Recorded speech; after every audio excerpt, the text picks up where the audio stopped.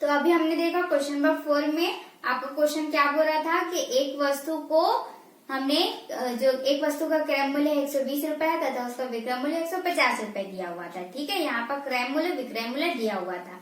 इसके नेक्स्ट जो क्वेश्चन दिया है क्वेश्चन नंबर 5 में ये बोल रहा है कि जोसाना ने एक घड़ी जो है वो 380 रुपए में खरीदी है, ठीक है, और 342 रुपए में बेच दी है। तो हमको बताना है कि उसे कितनी प्रतिशत की हानि हुई। ठीक है, अब देखते हैं कि हानि हो भी रही है या फिर नहीं हो रही है। तो दिया है हमको,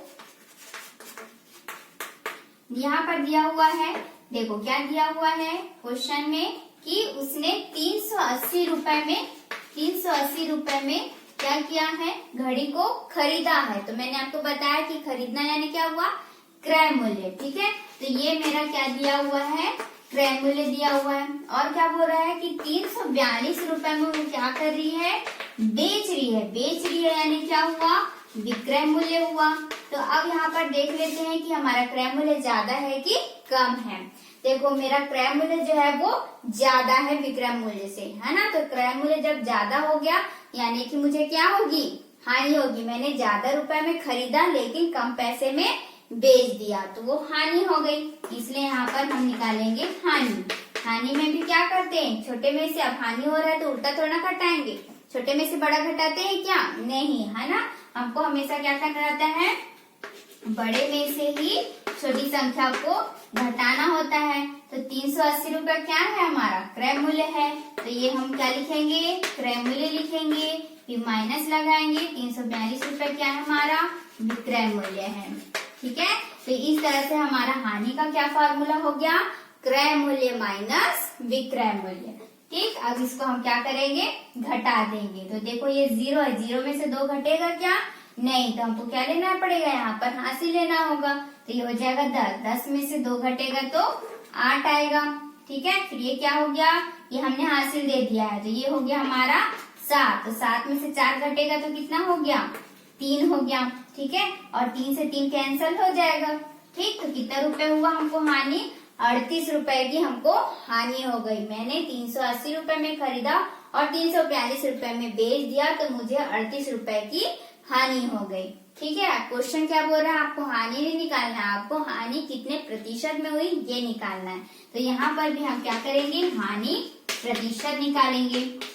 तो सेम फॉर्मूला जैसे मैंने लाभ प्रतिशत में लिखा था वैसे लिखेंगे। तो यहाँ पर आपको लाभ गुणा 100 बटे क्रय मूल्य, ये आपने फॉर्मूला पढ़ा था लाभ प्रतिशत का। देखो यहाँ लाभ था तो मैंने यहाँ लाभ लिखा था। ठीक है, अब मैंने यहाँ पर क्या लिखा है, हानि। तो यहाँ पर मुझे क्या लिखना होगा, हानि, क्योंकि लाभ हमने निकाला है क्या, नहीं निकाला, हमने क्या निकाला है, हानि निकाला है, तो हानि ही लिखेंगे। ठीक है, तो यहाँ पर हानि हमारा कितना रुपए है, 38 रुपए है। 100 से यहाँ पर मल्टीप्लीकेशन होगा और क्रय मूल्य हमारा क्या है, 380 रुपए है। तो मैंने आपको पहले ही बताया था कि हमारा लाभ हो या हानि हम क्रय मूल्य पर ही निकालेंगे। ठीक है, तो यहाँ से देखो 38 से कम 38, 38 से कम 38, 38 शून्य शून्य कैंसिल हो गया। तो क्या क्या बचा हमारा यहाँ पर, 100 बटे 10 बचा। 0 से 0 कैंसिल हो गया तो कितना आया, 10%। तो हमको हानि कितनी हुई, 10% की। ठीक है, तो उत्तर में आप लिख सकते हैं कि जोसाना को 10% की हानि हुई। क्वेश्चन नंबर 6, एक दुकानदार ने 15 रेडियो 270 रुपए प्रति रेडियो की दर से खरीदे तथा सभी रेडियो 4200 रुपए में बेच दिए। उसका लाभ या हानि प्रतिशत ज्ञात कीजिए। देखिए आप हर क्वेश्चन क्या बोल रहा है कि लाभ या हानि प्रतिशत, या तो आपको लाभ हो सकता है या तो आपको हानि हो सकती है और उसके बाद आपको प्रतिशत ज्ञात करना है। ठीक है, तो क्वेश्चन का आपको समझना पड़ेगा कि 270, ठीक है, प्रति रेडियो। देखिए आपको 15 रेडियो बोल रहा है। ठीक है, तो क्या 15 रेडियो आपको 270 रुपए में मिल जाएगा, नहीं मिलेगा। तो ध्यान से पढ़ना, आपको 15 रेडियो 270 रुपए प्रति रेडियो, प्रति यानी एक रेडियो। ठीक है, तो एक रेडियो का कीमत 270 रुपए है, उसने 15 रेडियो खरीदा है। तो यहीं पर आपको ध्यान देना है। ठीक है, तो खरीदा है यानी कि क्रय मूल्य, तो क्रय मूल्य आपको यहाँ पर निकालना पड़ेगा और उसने सभी रेडियो यानी कि पूरे 15 रेडियो को ही उसने बेचा है, सभी यानी 15, ठीक है। तो 15 रेडियो को बेच दिया उसने 4200 रुपए में। तो बेच दिया यानी कि विक्रय मूल्य आपको दे दिया 4200 रुपए। अब यहाँ पर आपको क्रय मूल्य तो निकालना पड़ेगा, फिर आपको देखना पड़ेगा कि आपको लाभ हो रहा है या हानि हो रही है, ठीक है। तो इसको हम इस प्रकार से लिखेंगे, हल, चूंकि एक रेडियो का मूल्य 270 रुपए ये बोल रहे हैं, इसलिए हम क्या निकालेंगे, सबसे पहले 15 रेडियो का मूल्य निकालेंगे। 15 रेडियो का मूल्य निकालेंगे 270 गुणा 15, ठीक है, इस तरह से।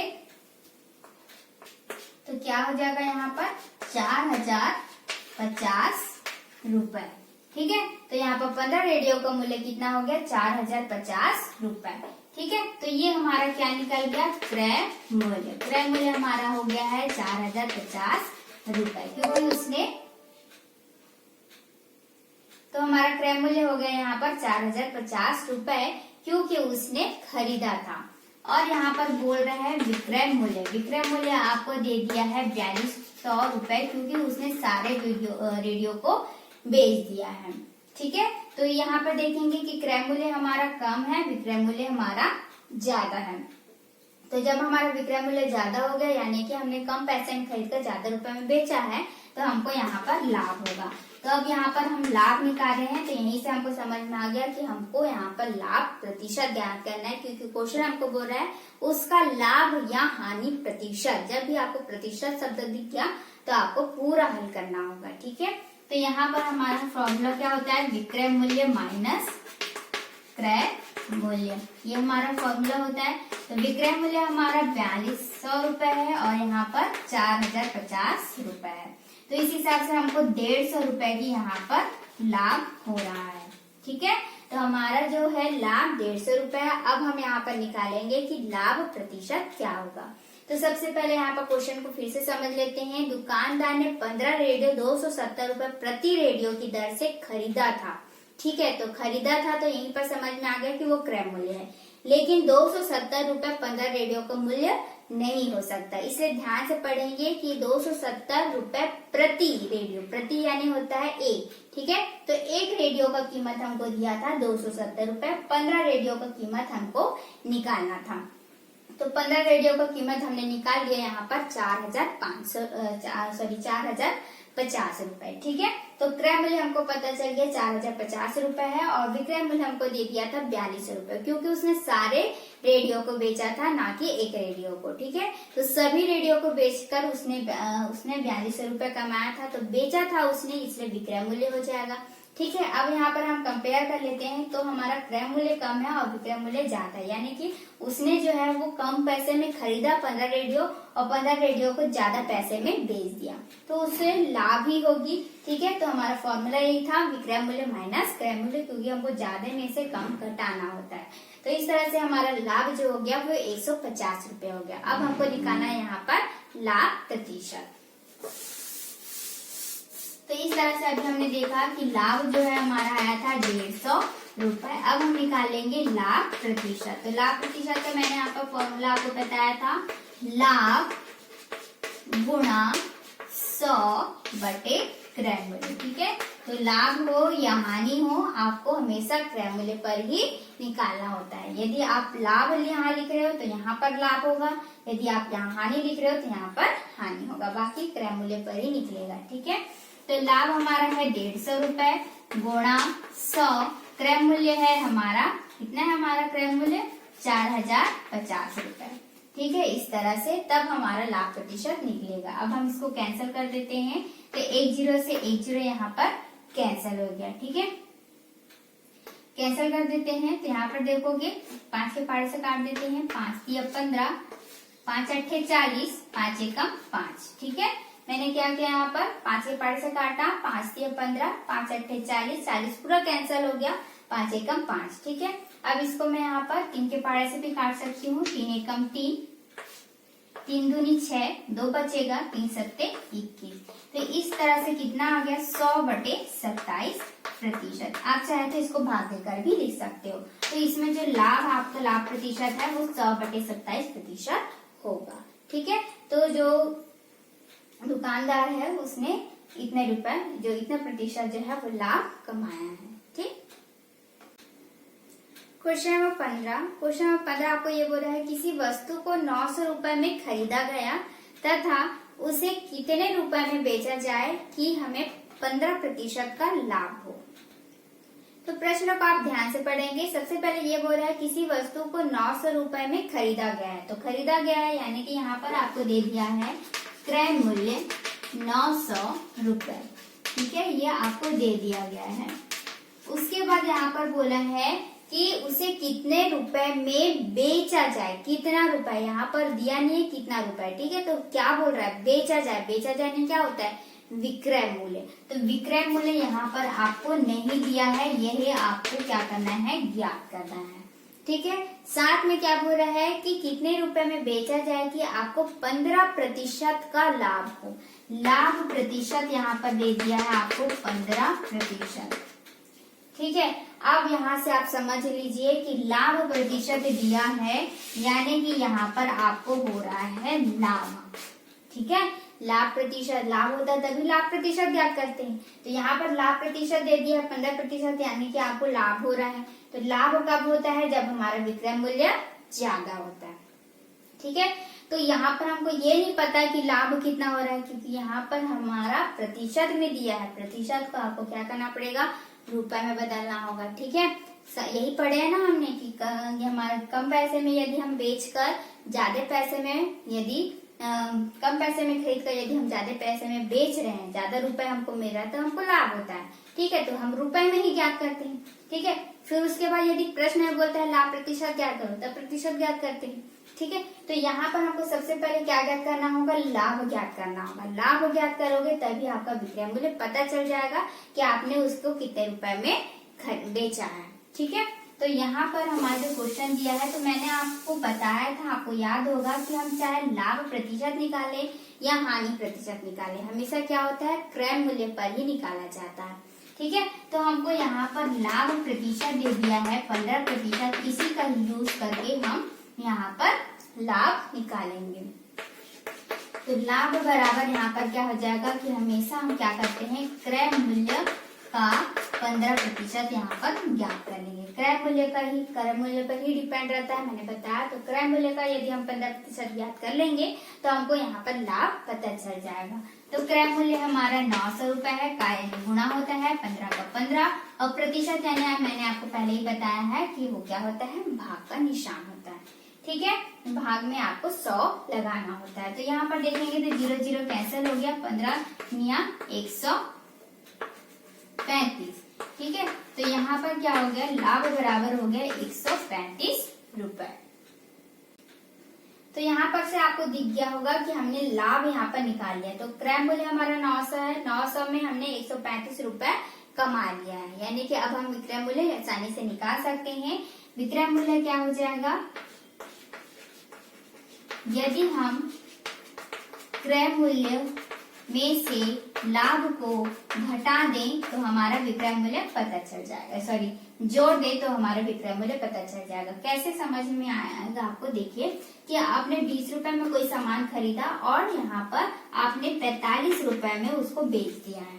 ठीक है, 20 रुपए में कोई सामान खरीदा उसको 45 रुपए में आप बेच रहे हो, तो यहाँ पर आपका लाभ जो है वो 25 रुपए है कि आपने 20 रुपए का कोई सामान खरीदा उसमें 25 रुपए आप जोड़ोगे तभी तो आपको 45 रुपए होगा, है ना।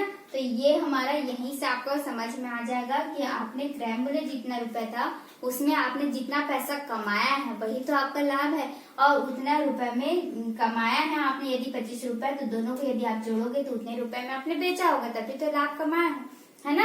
तो ये हो गया। ठीक है, या फिर आपको इस तरह से नहीं समझ में आ रहा है तो आपने जो लाभ का फॉर्मूला पढ़ा है उससे भी आप निकाल सकते हो। लाभ बराबर क्या होता है विक्रय मूल्य माइनस क्रय मूल्य, ये हमने पढ़ा हुआ था। ठीक है, विक्रय मूल्य माइनस क्रय मूल्य।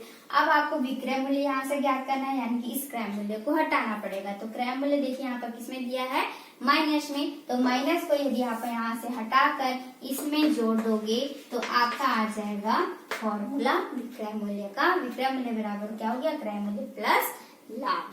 ठीक है, क्रय मूल्य में लाभ को जोड़ोगे तो आपका विक्रय मूल्य ज्ञात हो जाएगा। तो यहाँ से हम निकालेंगे विक्रय मूल्य।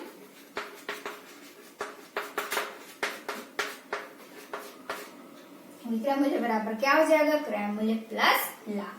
तो क्रय मूल्य हमारे देखिए यहाँ पर क्या दिया हुआ है, 900 रुपए हमने क्रय मूल्य था, लाभ हमारा 135 रुपए हमको मिला है। तो हमको पता चल जाएगा कि हम मैंने कितने रुपए में उसको बेचा है। ठीक है, तो यहाँ पर कितना आ जाएगा देखिए, 5, 3 और 9 और 1 10। ठीक, इस तरह से हमने निकाला। तो ध्यान देंगे, क्रय मूल्य आपको 900 रुपए दिया था, लाभ प्रतिशत दिया था, कितने रुपए में बेचा जाए पूछ रहा था, यानी कि वहां पर आपको विक्रय मूल्य ज्ञात करना था। ठीक है, तो इस तरह से हमने ज्ञात किया है। लाभ प्रतिशत दिया था, तो लाभ प्रतिशत से सबसे पहले तो मैंने यहाँ पर लाभ निकाला, क्योंकि हमारा जो भी रुपए है रुपए में ही निकालना था, चाहे विक्रय मूल्य हो चाहे क्रय मूल्य हो। ठीक है, चाहे लाभ हो, हमारा रुपए में ही रहता है। तो ये प्रतिशत में दिया था, इस प्रतिशत को मुझे रुपए में बदलना था। तो मैंने क्या किया कि क्रय मूल्य का जो भी हमारा क्रय मूल्य दिया था, ध्यान रखेंगे हमेशा क्रय मूल्य पर ही निकालते हैं, विक्रय मूल्य पर नहीं निकालते हैं। ठीक है, तो क्रय मूल्य का ही 15% आप निकालोगे, तो का यानी गुणा 15 और प्रतिशत यानी बटे में भाग का निशान लगा के आपको 100 लिखना है। ठीक है, तो 20 यहाँ पर कैंसिल किया मैंने, 15 135। ठीक है, तो लाभ जो है हमारा 135 रुपए हो गया। तो इसे समझ में आ गया कि इतना रुपए हमारा क्रय मूल्य था, मुझे 135 रुपए का लाभ हुआ, तो हमारा विक्रय मूल्य जो है वो 1035 रुपए, यानी कि मैंने 900 रुपए में कोई सामान खरीदा था, उसको 1035 रुपए में बेचा, तब मुझे 15% का लाभ हुआ है। ठीक है, तो इस तरह से क्वेश्चन आपको बनाने हैं। यदि आपको प्रतिशत में दिया है, कोई भी हो, चाहे हानि प्रतिशत हो चाहे लाभ प्रतिशत हो, आपको इसी फॉर्म में ही निकालना है। ध्यान रखेंगे बस कि आपको निकालना क्या है। बेचना है बोलेगा तो आपका विक्रय मूल्य होगा, खरीदा है बोलेगा तो आपका क्रय मूल्य होगा।